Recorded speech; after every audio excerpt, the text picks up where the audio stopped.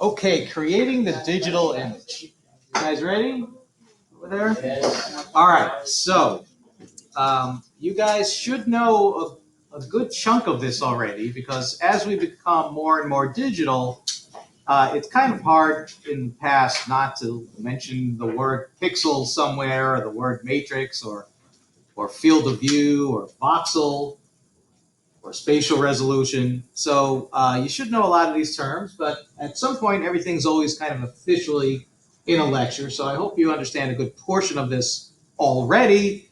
But if you don't, this is the lecture to talk about pixels and voxels and spatial resolution and some of those types of things. Here's one you haven't heard of, bit depth. Anyone know what the bit depth is? Yeah. Isn't it like 2 to the bit depth? Did we talk about this already? Last semester. Oh, last semester. I'm way ahead of my time, aren't I? Okay, good. So now it's official today. So all of your digital images nowadays, whether it's MR, CT, radiography, PET CT, ultrasound, densitometry, mammography, am I missing anything? Radiation therapy, SIMS, PET MR, special procedures, interventional cardiac catheterization, all those images are all living in the matrix with Keanu. So our images really are just lots and lots of pixels set up on rows and columns that intercross each other and create little squares, potentially little rectangles, depending on the modality. And each one of those pixels gets a particular brightness level, and that's what this slide is demonstrating, that each one of these is a different particular grayscale or brightness level.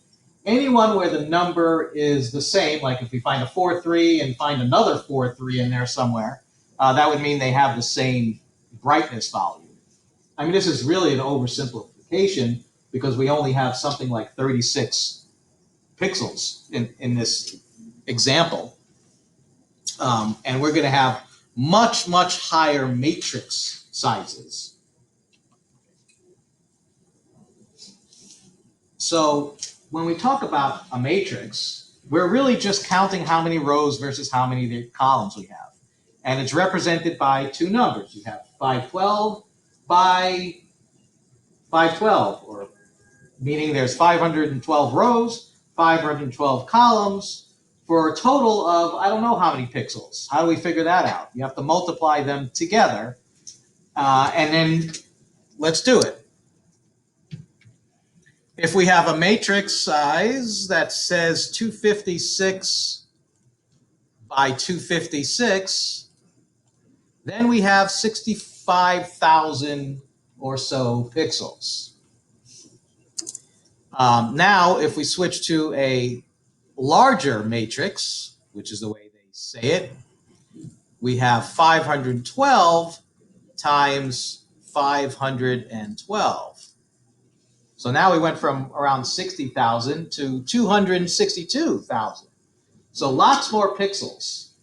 And provided the border stays the same, the border of your matrix, which is known as your field of view, then going to a higher matrix means that the pixels automatically get smaller.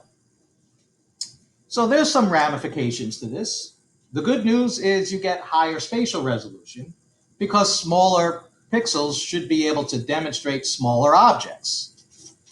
Although, unfortunately, like we mentioned a couple of classes ago, we're limited by our focal spot anyway. But let's pretend that's not the case today, so we can be happy. We also have more computational math in the background to do because every little tiny pixel has a little brightness level, so some kind of mathematics had to go into that. And we'll talk a little bit more about that when we talk about the sort of brother or cousin to the pixel, which is the voxel. But we can say definitively that smaller pixels allow us to resolve smaller objects.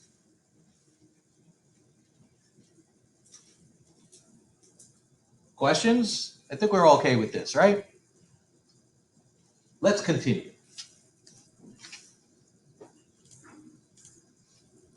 So here's the example, right?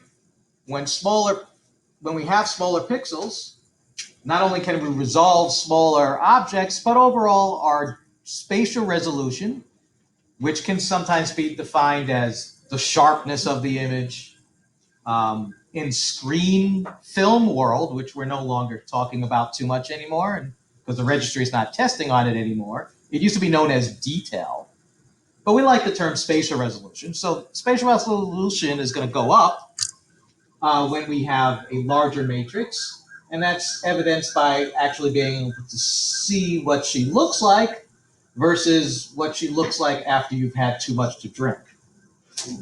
Okay. We can measure our spatial resolution, sometimes known as spatial frequency. This is not new. We've been doing this since like lab 1 or 2 with our test tools, and we measure spatial resolution in line pairs per millimeter. The more line pairs per millimeter, the higher your spatial frequency, the better you can resolve and see objects, the sharper it is. And spatial resolution is really just one of the big components that go into overall image resolution, the other one being contrast resolution, which we're going to discuss a little bit today also. So onward. But just before we leave this, I just want to say that if the object is smaller than the pixel size, then it cannot be resolved. Didn't disappear, it's just we can't see it on the image, doesn't manifest itself, and unfortunately that's not good. So there are other modalities better at sensing that there's something going on. Nuclear medicine is pretty good for that, except nuclear medicine kind of gives us a hot spot and doesn't really pinpoint things as accurately as you might on a regular X-ray, certainly compared to a CAT scan. And here's our line pairs, right? We've talked about this in our labs before. When we start to lose spatial resolution is when our line pairs are so close to each other that they start to merge together, at least in our eyes, and they blur.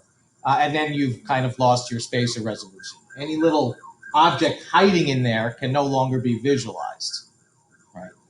The same thing with when we don't have a lot of line pairs per millimeter, when the space between them is thick, we can have 1, 2, 3, 4, 5, 6, 7, 8 little objects in here and not be able to tell them apart, right? Because we can't tell them apart.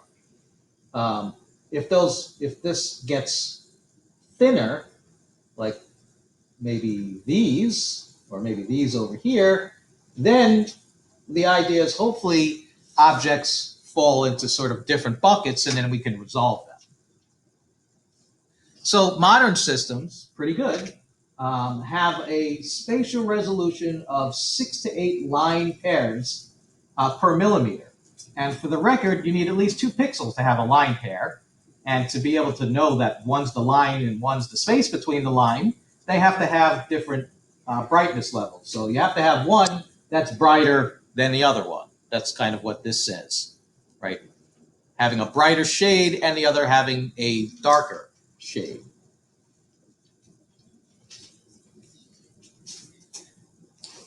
So we figured out how to find out how many pixels you have in your matrix by multiplying them.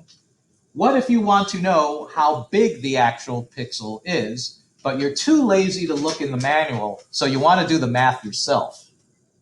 All right. The formula for pixel size is field of view divided by matrix. So field of view is how big your cassette is, or in DR, how big the border is of your collimated field. So let's pretend that you have a 12 by 12 digital image. So I guess that could either be a 12 by 12 image recepting cassette, or a 12 by 12 collimated light field for your flat panel detector. So how do we do this? So the 25.4 millimeters per inch is a standard because there are literally 25.4 millimeters in an inch. That is the conversion. You can Google it. How big is 1 inch in millimeters? There you go. So I've saved you the trouble, just memorize it instead of having to look it up. No internet on our tests. At least not yet. So where are we? Got lost already. Looks like Anonymous Crocodile is still with us, though. All right. So we get 305 millimeters. Then that's our field of view. So we divide into that 1024. That is our matrix. So do not, be clear about this, do not multiply 1024 times 1024 and then divide it into the number. Just take 1024. Okay? Don't make that mistake because there'll be an answer, the wrong answer, on the test. No surprises here. I'm not trying to trick people. Where did you get the number 25.4? Really? Okay. That's how many millimeters is in an inch. Yeah. So, everyone got that, right? 25.4 millimeters is, if you had to take an inch and convert it, that's what it would be. It's also 2.54 centimeters per inch, just in case. All right. So, 305 divided by 1024, our field of view divided by our matrix, yields a 0.3 millimeter size pixel. Every time you do pixel calculation, the answer always has to be in millimeters. Right? I don't want to see like 0.03 centimeters. No, 0.3 millimeters. So that's pretty small. And as we've discussed in previous class, if the object is 0.2 millimeters, can it be resolved? A resounding no. Death by chocolate. That happens. All right. So, we're good. Here's the math, just in case. It's there. You can look at it.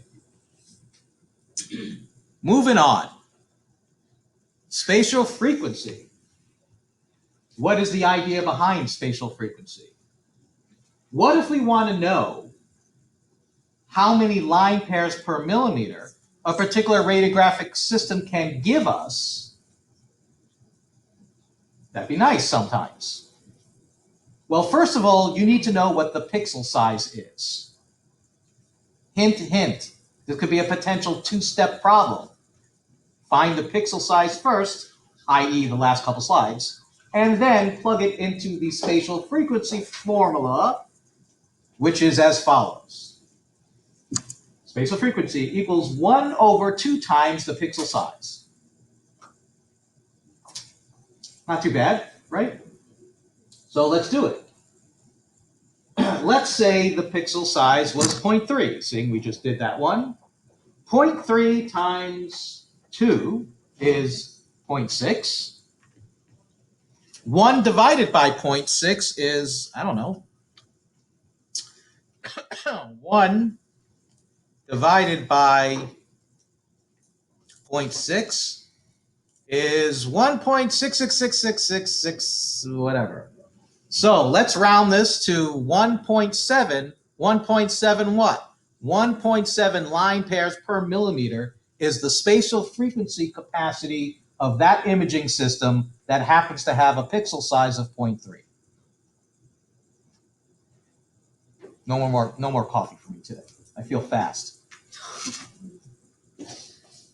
Yeah, maybe another.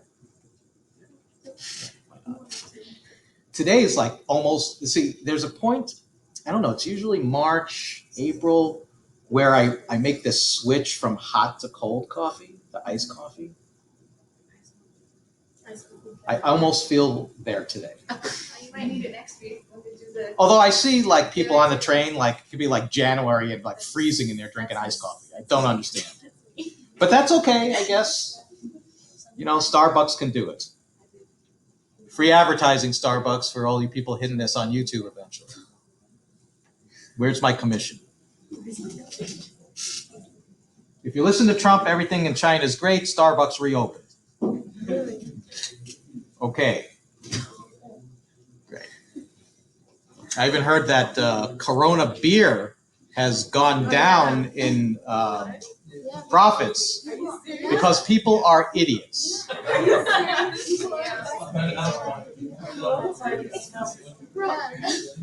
So for those of you allowed to even drink legally, I hope it's most of you, you can have Corona. It's okay. You won't get MERS or SARS or any of the other coronaviruses. So this coronavirus, by the way, is not the only coronavirus. It's actually COVID-19. Because it came out in 2019. Okay, we're good now, spatial frequency? Moving on. Attenuation coefficient. We should already have this concept from maybe our second or third class last year, right? Except this is just putting a numerical value on how much one tissue absorbs radiation versus another, which is the concept of attenuation. Except now we're calling it attenuation coefficient because it's going to factor into the next couple of slides you'll see in just a second. But essentially, it's the fact that different tissues have different different attenuation coefficients, and thus are represented with a different brightness level, which shows up on your pixels. So we already know that when a substance has a higher attenuation coefficient, in other words, absorbs more radiation, it will show up brighter on the image. Thus, the pixels that are showing the bone will show up lighter / brighter than maybe the tissue adjacent to the bone. Or better yet, the bone marrow inside the bone is a little bit darker than the bone around it because it absorbs less radiation and has a lower attenuation coefficient.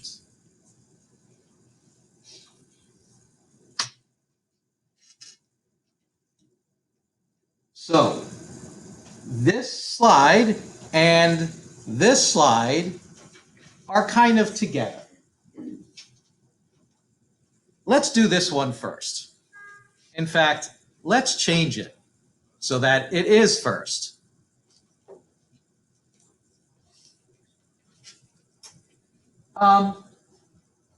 So we have something called a voxel. It stands for voxel element, or volume element, excuse me.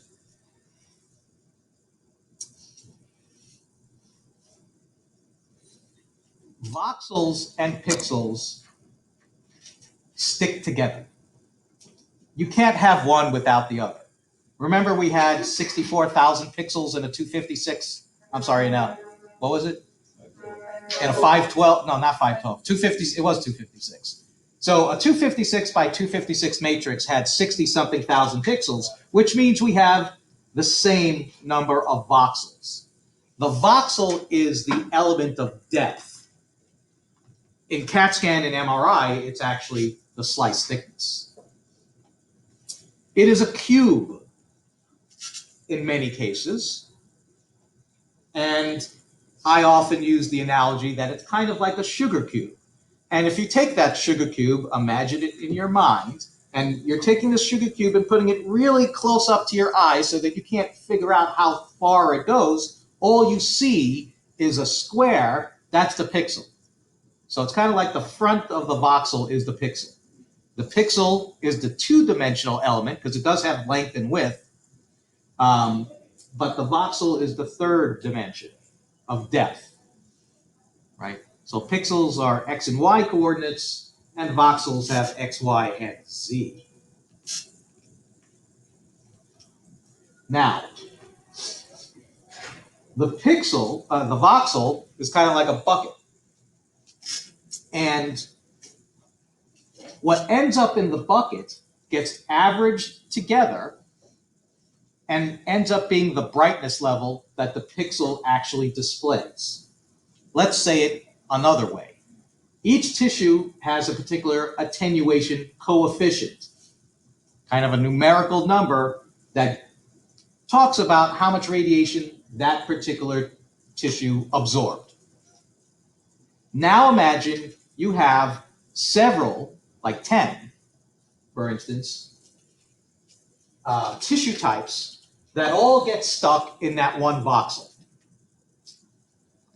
So how does the pixel get a brightness? Well, basically, the attenuation coefficients of each tissue are averaged together to yield one brightness level that ends up being your pixel.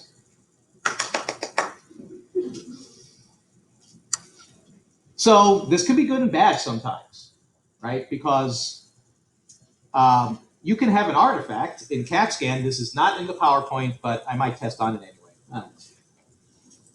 There's an artifact known as partial volume artifact or partial volume averaging.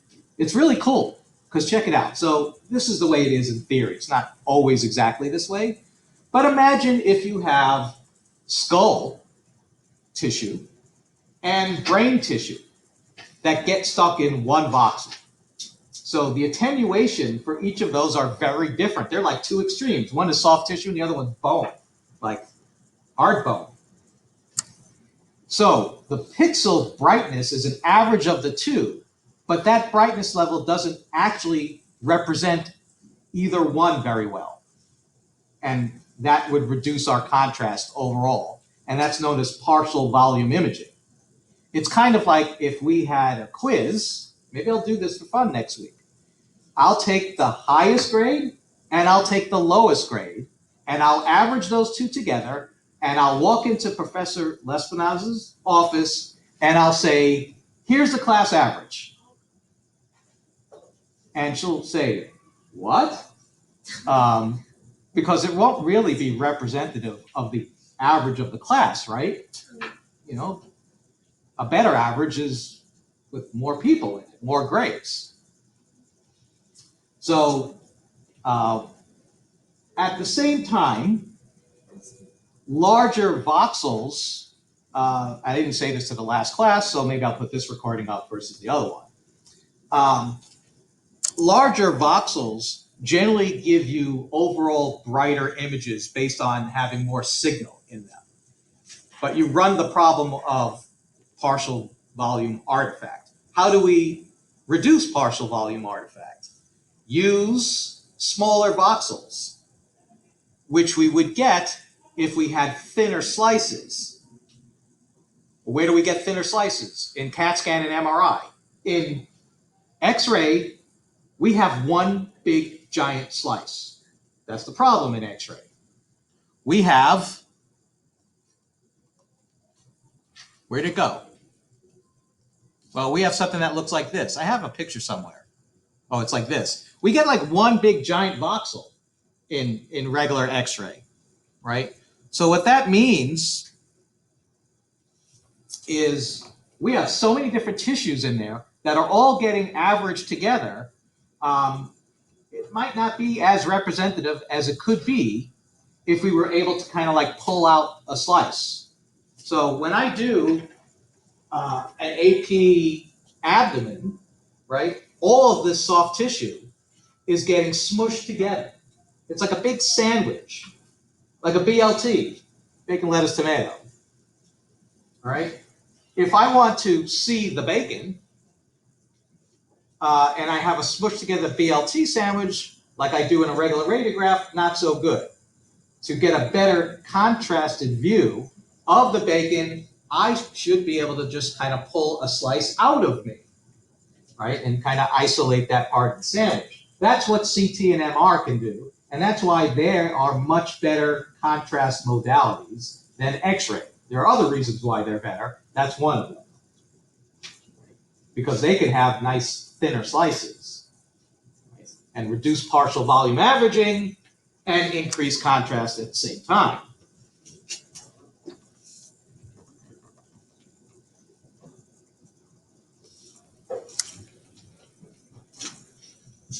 Bit depth, what's that? Well, I think we mentioned it last semester, maybe. At least someone said I did. Bit depth is not how many pixels there are. Bit depth is how many different grayscales or brightness levels can any particular individual pixel display. So there's a number for the bit depth. If they tell you the bit depth is 6, so you have to be given the bit depth, you should be able to tell me how many potential grayscales there are. So how does it work? It's always the number 2 to the power of the given bit depth. So in this case, it's 2 to the power of 6. So it's 2 times 2 times 2 times 2 times 2 times 2, which is 64. Do you believe me? How can you do this at home for fun? You can do 2 to the, I choose the exponent, it's usually the XY button, 6, and you get 64. Which is kind of low in terms of bit depth. Now, it might seem like overkill because, unfortunately, us analog human beings, not being really cool computers, can only actually recognize about 32 shades of gray. Except if you read that book, then your gray scale goes up. So that's kind of unfortunate, but guess who knows specifically every shade of gray? The computer knows, right? And there are fields that might be putting radiologists out of work. So when CAD comes in, computer-aided diagnosis, combined with some cool learning AI stuff going on, which is like every other article I read nowadays, is some learning AI scaring the radiologist, and says, you know what, based on my much better discernibility of grayscale levels, because I created them with my numeric values, I think there might be something going on in this little region of interest. Maybe you should look there. I think our jobs are safe, though, right? Until the robots do things. Maybe. I don't know about CAT scan. You can automate CAT scan because you guys have 3 semesters of positioning here.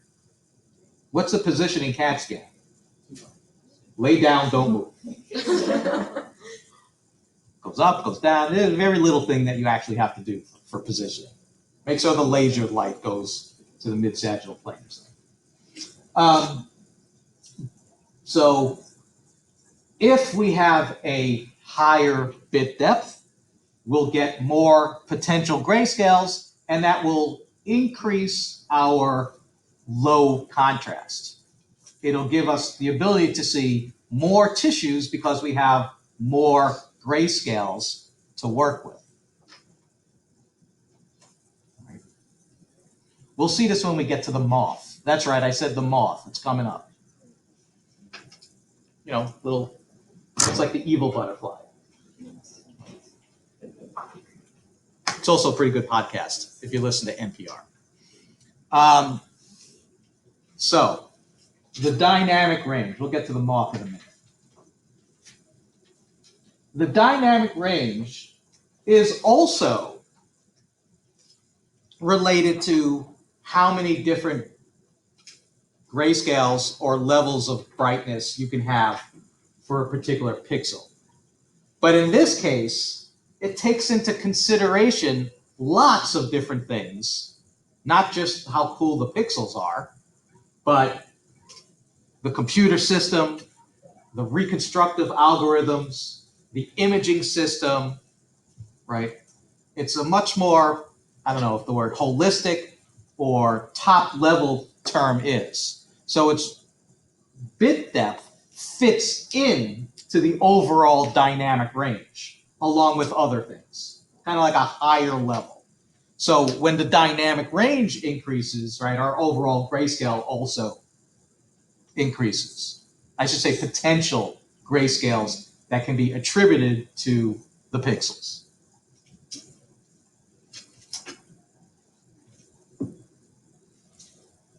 So to quote Biden, so here's the deal. Isn't that what he says like all the time? Oh, you guys are too busy studying to follow any of that stuff. All right. So most digital systems, this is a cheaper one, can go up to around a bit depth or dynamic range overall of 12, which would give us 9,096. You know, if we couldn't make out, 64 grayscales, there's not much we could do with 4,000. And in some cases, if we go to a bit depth of 14, now we're up to over 16,000. So this is, of course, not drawn to scale. We don't have 16 little rectangles here. We have, I don't know, 30? Anyone count for me? No, you don't have to. Much less, okay?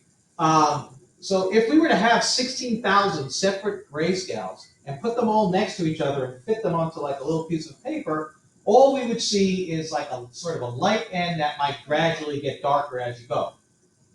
But we would definitely not be able to say, here's one. We wouldn't know where one begins and ends. It's kind of like a gradient, just kind of merges into the next one.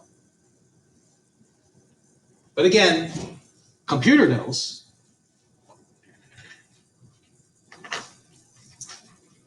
So here's our moth. So in this image, we have a bit depth of 1, which means 2 to the power of 1 gives us 2 grayscales. So this is just black and white. Super high contrast, but that's not good, right? So high contrast, as I've said in the past, doesn't mean better or good contrast. B gets a little bit better. Its dynamic, its bit depth is 2, so it's 2 to the power of 2, which is 4, so we have 4 shades of gray. It's looking, contrast-wise, a little bit better. And C and D, you really can't tell them apart that well. I can't. I don't know, can you look different? Yeah. I don't know. Oh, you like this stuff back here? Yeah, the very bottom. Maybe. We're also limited by our screen and my presentation. So there are some issues maybe in here anyway. But at this point, C has what? C has a bit depth of 3. And D has a bit depth of, is that 8? Yeah, 8. Well, I always know 8 because that's automatically 256. It's one of the few that I have memorized. And having more grays or more different gray scales, that allows us to potentially have better contrast. So this is a longer scale image, more grays.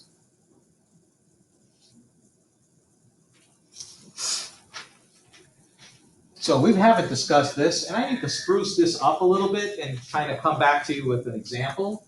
But one of the things to consider, I guess, if you decide to eventually be a hospital CIO, right, Chief Information Officer, right? You're like super IT person. And one of the things you have to consider is how much storage do we have to buy with which to store images. X-ray images, not too bad, but hundreds of CAT scan images potentially on just one person starts to add up in terms of your file size. And according to the book, and I have to research this just a little more to give you kind of an example, and I have some other slides and other presentations. The file size of an image is the matrix size multiplied by its bit depth. So this is something people kind of might need to think about to decide whether they need to buy more storage or servers or what have you to make your PACS system bigger and bigger and bigger. So I'll get back with some examples of this. I think don't quote me, and now I'm going to be on tape, but I think it's something like 4 megabytes per image.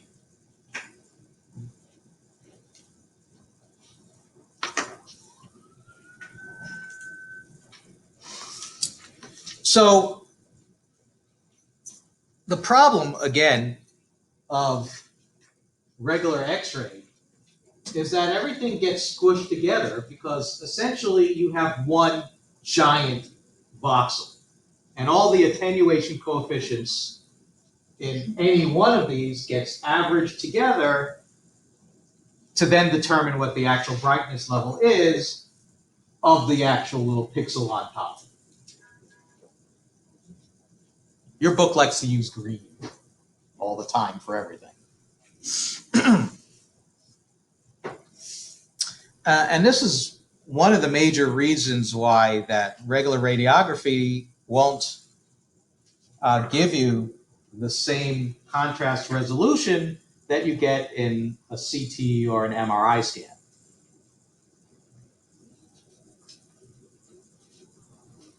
Because even with a very high bit depth, you're still averaging everything that's there.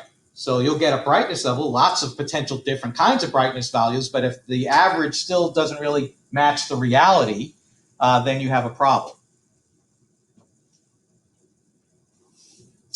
To help us poor humans, the computer does what's known as contrast enhancement. And we're going to delve into this more and more and more in the next few classes. And this is not the really best example.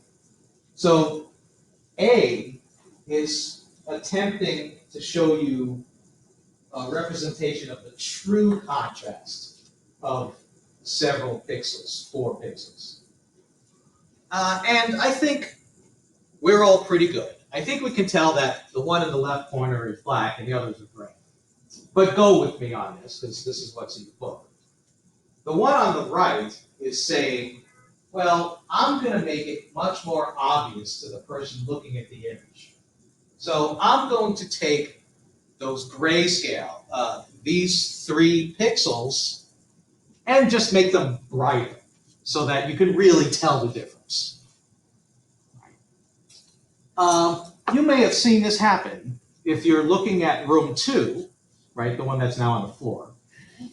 And at one point you take the exposure and then like a few seconds goes by and you see that where it's like enhancing and it goes from an object that or image that looks kind of blurry and not so great to like nice and neat.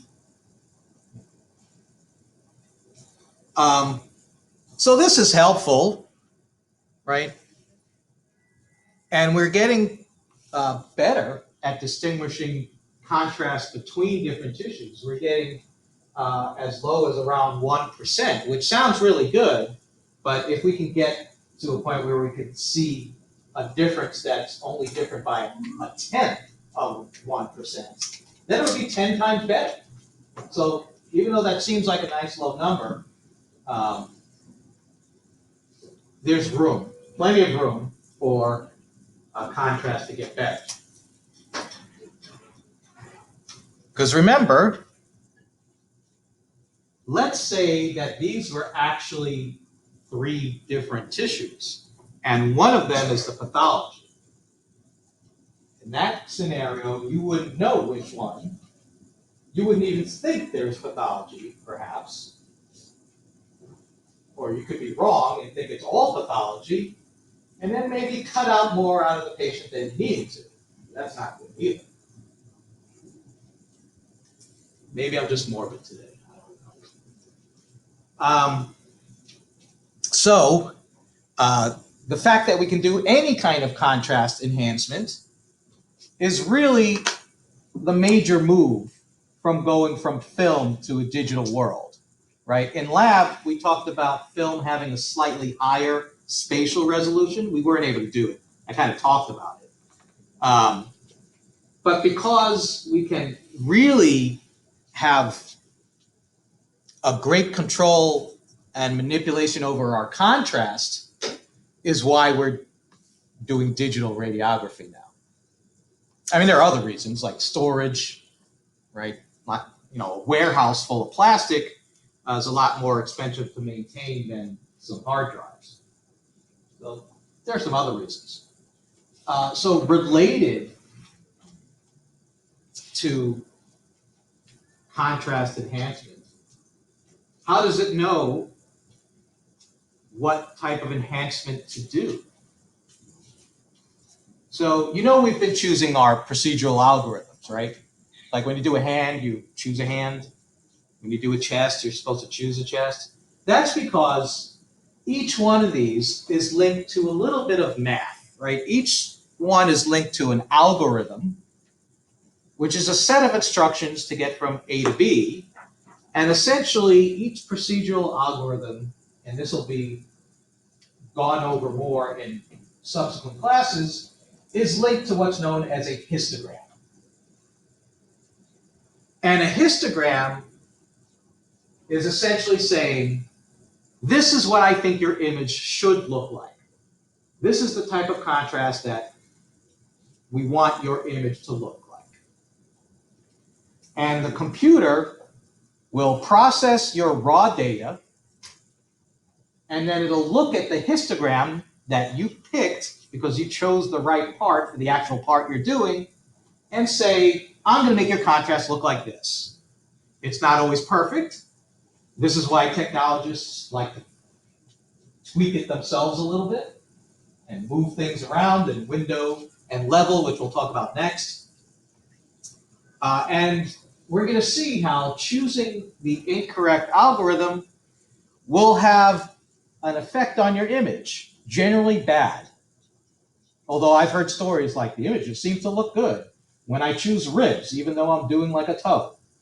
And so, it's not foolproof, but generally bad things happen. So we're going to do this in the lab soon, where we take a chest x-ray, process it as a chest x-ray, and then take another chest x-ray, but call it a foot or an elbow or something, and see what happens. Exposure indicator is going to change, even though the exposure didn't change. And maybe image itself might look different. So I don't want to give it away. That's the fun of the lab. So we will see. So we've been told that you really shouldn't do this. So we see techs do this all the time. Right? When you change the contrast, it's known as changing the window width. Well, think about it. If the width is the grayscale, and this is my width, I have a lot of grays, compared to if I have a shorter window width, I don't have as many grays. It's more black-white. Okay. So changing the window width is the decision to change the scale of contrast, going from longer to shorter or shorter to longer, whichever way you go. And usually it's going left to right with the mouse. But you don't have to use the mouse. You can actually plug in numbers somewhere too and change it, one little number at a time if you want. You were going to say something? Yeah, it's like you plus or minus. It's like a scale of 10. Oh, there might be some presets.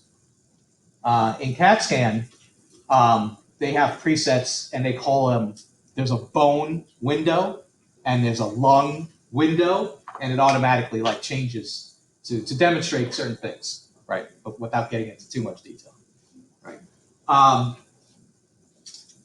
So the window level, not the window length, I fixed the spelling on that. So if you printed it like before today, then you might need to change that word. It's window level, not window length.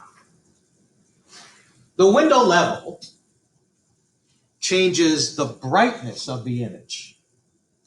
It's independent of the window width. Usually it's changed by moving the mouse up and down. So I really made the application specialist unhappy when they came to show us how, I don't know if it was room 1 or room 2, right? They come, they install it, and then they hang out with us for a while and teach us how it all works. Because one of the first things I did when the image came up on the screen is I moved the mouse diagonally, and they were not happy. Because you really should do one at a time. And as a matter of fact, you really shouldn't do it at all, because you can, not guaranteed, but you can potentially limit the radiologist, right? And might limit their ability to window and or level the image on their cool monitors that you'll see on the last slide. The window level, does it say it on this one? Maybe it's on the next slide.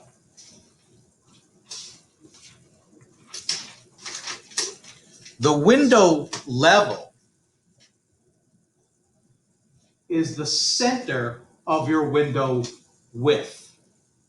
So if your width was 500, your window level would be 250. If your window width was 1,000, your window level would be 500. Why is one window a particular width? Or one level a particular level? It's based on the type of exam you're doing to try to bring out the best contrast for that particular exam of that part or that organ or whatever it might be. So, strictly speaking, when the window level goes down, it gets brighter or not as dark. Or you can even say density goes down if you really want to use the D word. So here's our comparison because the opposite is true. So in this case, we went from 40 to 400. I can't tell you if it's proportional, directly proportional. It's definitely proportional. Right? It gets darker when it goes up. Does it actually get 10 times darker? I don't know. It's definitely darker, though. So your contrast determined by your window width might have been great. But if you change the window level, you might make it so bright or so dark that you lose the diagnostic ability of the image. I mean, like if you're looking at this little lucency here, you see how it's a little bit darker in that one spot? Well, you can't see anything over here, it's just gone. I don't know if you can see it, but, well, this is a CAT scan, and it's telling us that we used 140 kV, 340 MA.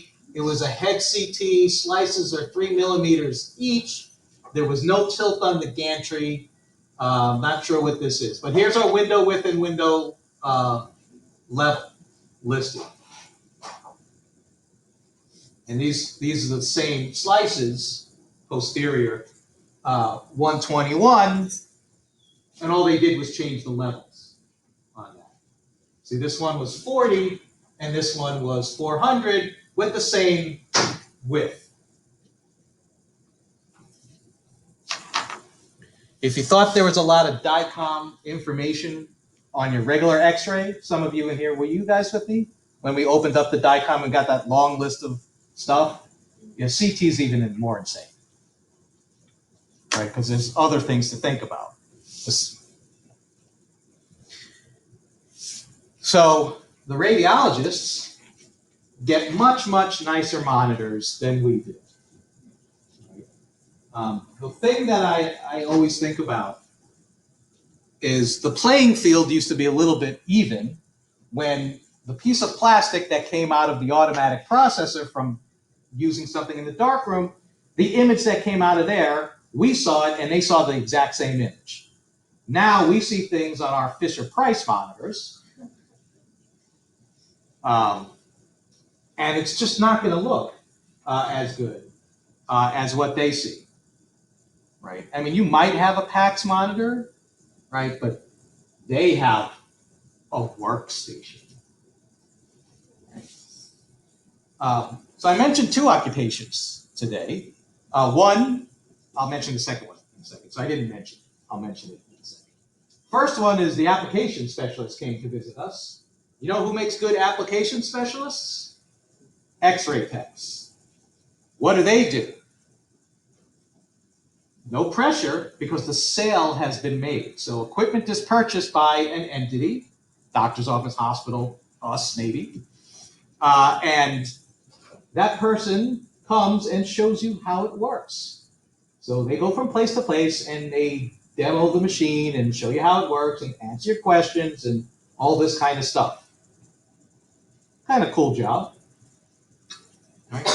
If it's a C-arm, like one of the guys that I met, doesn't have to be guy either, but in this case it was, and gets gowned up and comes into the OR with you and shows you how it all works, and pretty cool.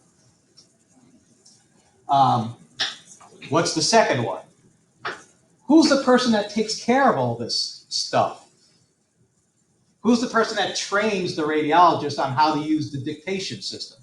Or all the little tools that we play with here and don't really know what we're doing half the time and try stuff, right? Who's like the expert, though, that knows all that stuff and can teach people how to use it, swap out the keyboard if someone spills their iced coffee on it, right? That would be like the low-end PACS administrator. The high-end PACS administrator would like do custom programming and whatever. Who makes good PACS administrators? X-ray techs, right? Because they know what they're looking at, right? So you get an X-ray tech that is good at computers, teach them some stuff.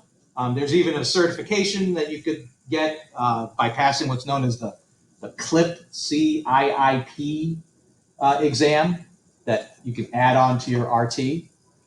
And that gives you a step up on someone that was just like sort of trained to do PACS administration. Now it's become its own sort of world, per se. So that's something you can think about. Of course, there's teaching. That's pretty good too. I like teaching. I can speak more to that one, but I also know PACS administrators. And then there's sales. That's a tougher one, right? Because sales is commission and you got to like do stuff, like try to make a sale. I don't have to make you do things, right? Pass the course, that's on you. I don't have to force you to buy anything. But sales is a potential thing that we can get into. Could be lucrative. PACS administration is pretty cool. We have a whole lecture on PACS, but and when we have that lecture, I'm going to bring in a nice big book. It says PACS on it, and you'll see how thick it is. So that does it for us.